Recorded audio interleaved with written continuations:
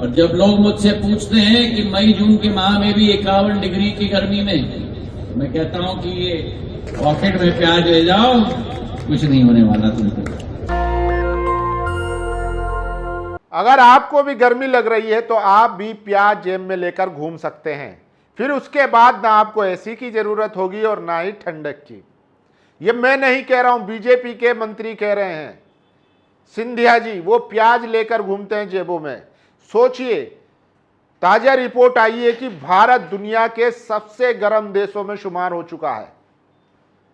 आप महसूस भी कर रहे होंगे, अगर आप सड़कों पर निकल रहे हैं, बाहर जा रहे हैं, तो आप देख रहे होंगे कि कितनी गर्मी है। एसिया काम करना बंद कर दी है। और सोचिए, अभी तो अप्रैल ही चल रहा है, मई, जून, जुलाई ये आना भी बाकी है। और जो चित्र निकल कर आ रहे हैं उससे देखकर डर लग रहा है कि आखिर इस बार गर्मी का सीजन कैसे कटने वाला है। सोचिए, लेकिन क्या ये एक प्राकृतिक आपदा है या इसके लिए कोई जिम्मेदार है? क्यों कह रहा हूं, उसको समझने के लिए पूरी वीडियो देखिए।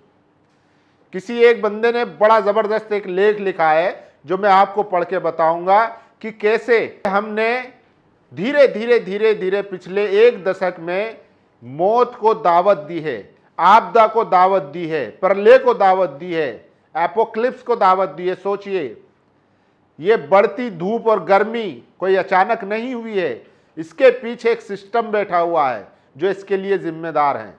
चाहे वो हसदेव के जंगल हो या अरावली की पहाड़ियां हो, लोगों ने सड़कों पर बचाने की बहुत कोशिश की, लेकिन क्या हुआ? कुछ हासिल नहीं हुआ। लेकर अदालतों से और राजनेताओं तक सब सेट थे, सबकी सेटिंग हुई हुई थी, और वो हंसते लहराते और खिलखिलाते ये बड़े बड़े पहाड़ किसी एक कारोबारी को दे दिए गए। अब वहां पर सिर्फ और सिर्फ उसको समतल कर दिया गया, तमाम पेड़ पौधे काट दिए गए हैं, नदियां सुखाई जा रही है। कितने आदिवासी आज भी चिताओं पर बैठकर प्रदर्शन कर रहे हैं, मीडिया आपको खबर तक नहीं दिखा रही है। और फिर कहते हो कि गर्मी है, और जब सरकार से सवाल करते हो, मंत्री कहते हैं प्याज लेके घूमो। तो समझने की जरूरत है कि हमने पिछले एक दशक में इस देश को क्या दिया है और कैसे। देखिए, कहते थे कि हम विश्व गुरु बनेंगे, दुनिया भर में हमारा नाम रोशन होगा। नाम तो हुआ है। अभी बीते दिनों सर्दी में दुनिया के सबसे पोल्यूटेड शहरों में किसका नाम आया था? भारत का। और अब सबसे गर्म देशों में किसका नाम है? भारत का। दुनिया के 100 शहरों में कई ऐसे भारत के ज्यादा है, टॉप 10 में भारत के शहर ऐसे हैं जो सबसे ज्यादा गर्म है। आप महसूस भी कर रहे होंगे, अगर आप गांव में नहीं रह रहे हैं तो फिर शहरों की गर्मी आप झेल नहीं पाएंगे। देखिए, उसके लिए बहुत बढ़िया एक लेख लिखा है, वो मैं आपको बता देता हूं कि कैसे हमने धीरे धीरे इस आपदा को जन्म दिया है, दावत दी है, और अब वो जो है सब पर कहर बनकर टूट रही होगी। और जिन्होंने इस आपदा को बुलाया है वो तो अपनी एयर कंडीशन घरों में रहकर अपनी जिंदगी गुजार रहे हैं, लेकिन इसका शिकार कौन हो रहा है? आप जैसे, हमारे जैसे वो मजदूर तबका, वो गरीब लोग, वो मिडिल क्लास लोग जो रोज सड़कों पर निकलकर रोजगार के लिए, अपना पेट भरने के लिए ऑफिसों में जाते हैं, जो सड़कों पर रिक्शा चला रहे हैं। तो देखिए आखिर इसका जिम्मेदार कौन है, लेकिन इस पर कोई सवाल नहीं कर रहा है। तमाम पार्टियां बंगाल में चुनाव लड़ रही हैं, लेकिन बढ़ते तापमान पर किसी को चिंता ही नहीं है। क्या आपको पता है कि हमारे देश में इस क्षेत्र में कौन मंत्री है? नहीं पता होगा। पर्यावरण मंत्री का नाम पता है? नहीं पता होगा। लिख कर दे रहा हूं, गूगल कर लीजिए, पता चल जाएगा। तो फिर जब हमें मंत्री तक का नाम नहीं पता तो हम कैसे उम्मीद कर सकते हैं कि सरकार इन पर काम करेगी? उसके एजेंडे में तो हिंदू मुसलमान है। वो सलीम वास्तविक जैसे हत्यारों को बचाने के लिए भी काम करती है। सोचिए, जिसने एक 13 साल के बच्चे की हत्या की थी, लेकिन पर्यावरण नहीं बचाना है। मैं आपको वो दिखा देता हूं, देखिए कैसे जो है डरावना होता जा रहा है। देखिए इंडिया में 2024 से अब तक सड़क हादसों में 1,77,177 जो है लोगों की मृत्यु हो चुकी है। इस पर कोई काम कर रहा है? ट्रांसपोर्ट मंत्री का आपको नाम पता है? नहीं पता होगा। सोचिए। और ये देखिए, मयूर वघेला ने लिखा है, ये ध्यान से सुनिएगा और समझिएगा। ये केवल गर्मी नहीं है बल्कि उस परिस्थिति की दिवालियापन, इकोलॉजिकल बैंकरप्टेंसी का परिणाम है जिसका ब्लूप्रिंट पिछले एक दशक में तैयार किया गया। जब दुनिया की 100 सबसे गर्म शहरों की सूची में 95 नाम भारत के हो तो ये जलवायु परिवर्तन नहीं बल्कि प्रशासनिक और कॉरपोरेट मिलीभगत से पैदा की गई एक आपदा है। तपता भारत, कंक्रीट का विकास या जीवंतता का विनाश। जब विकास की परिभाषा केवल पेड़ काटकर हाईवे बनाना और जंगल उजाड़कर खदानें खोलना रह जाए तो नतीजे यही होते हैं जो आज हम भुगत रहे हैं। भारत आज एक हीट चैम्बर बन चुका है। इसकी जवाबदेही किसी अदृश्य मौसम पर नहीं बल्कि उन दृश्य निर्णयों पर है जो सत्ता के गलियारों में लिए गए हैं। अरावली से हसदेव तक प्रॉफिट के लिए फेफड़ों की बलि। जब लोग सेव अरावली, सेव आरे या सेव हसदेव के लिए सड़कों पर उतरे तो उन्हें विकास विरोधी बताकर चुप करा दिया गया। हसदेव का सच, छत्तीसगढ़ के हसदेव अरण्य में हजारों पेड़ों की कटाई केवल इसलिए की गई ताकि विशिष्ट बिजनेस घरानों के कोयला ब्लॉकों का रास्ता साफ हो सके। ये देश की जरूरत नहीं बल्कि कॉरपोरेट की तिजोरी भरने का खेल था। अरावली का विनाश, दिल्ली एनसीआर का प्राकृतिक बफर अरावली आज अवैध खनन और अनियंत्रित निर्माण की भेंट चढ़ चुका है। नतीजा झुलसा देने वाली लू और जहरीली हवा। विश्व गुरु का मॉडल, पर्यावरण संरक्षण कानूनों का कमजोर होना। पिछले कुछ वर्षों में ईज ऑफ डूइंग बिजनेस के नाम पर पर्यावरण प्रभाव आंकलन के नियमों को जिस तरह से शिथिल किया गया वे आत्मघाती है। जवाबदेही, जब केग 54,282 करोड़ के बेहिसाब खर्च पर सवाल उठाता है तो हमें यह भी पूछना चाहिए कि पर्यावरण के नाम पर वसूले गए ग्रीन सेस का क्या हुआ। पॉलिसी विफलता, नीति निर्माता चीन की तरह रियल रिसोर्सेज, तेल रिजर्व, फॉरेस्ट कवर को सुरक्षित करने के बजाय रेटिंग एजेंसियों और बिल्डिंग लॉबी को खुश करने में लगे हैं।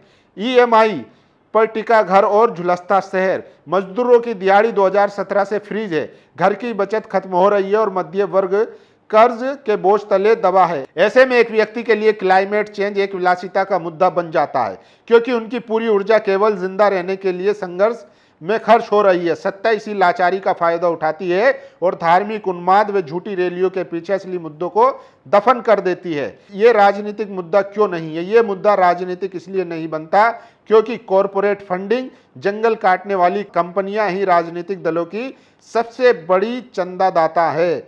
इमोशनल नैरेटिव, जब तक जनता को धार्मिक गौरव और वीवीआईपी काफिलों की चकाचौंध में उलझाया जा सकता है तब तक उसे सांस लेने लायक हवा की कमी महसूस होने नहीं दी जाएगी। मसूरी के मलबे से लेकर झारखंड के कटते जंगलों तक कहानी एक ही है, लूट की खुली छूट। अगर आज भारत नॉन लिवेबल यानी कि जीने लायक बन रहा है तो इसकी सीधी जवाबदेही उस पॉलिसी सर्कल पर है जिसने पर्यावरण को अड़चन और कॉरपोरेट मुनाफे को विकास मान लिया है।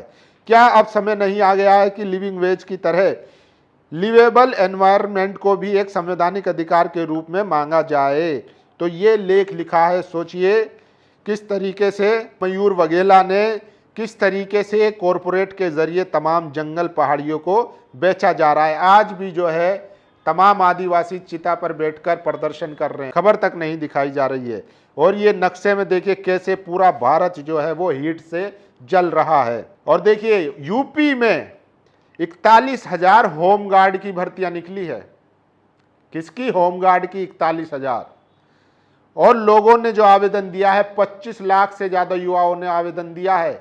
अब जो है स्टेशन पर ऐसी भीड़ उमड़ पड़ी है क्योंकि रोजगार ही नहीं है।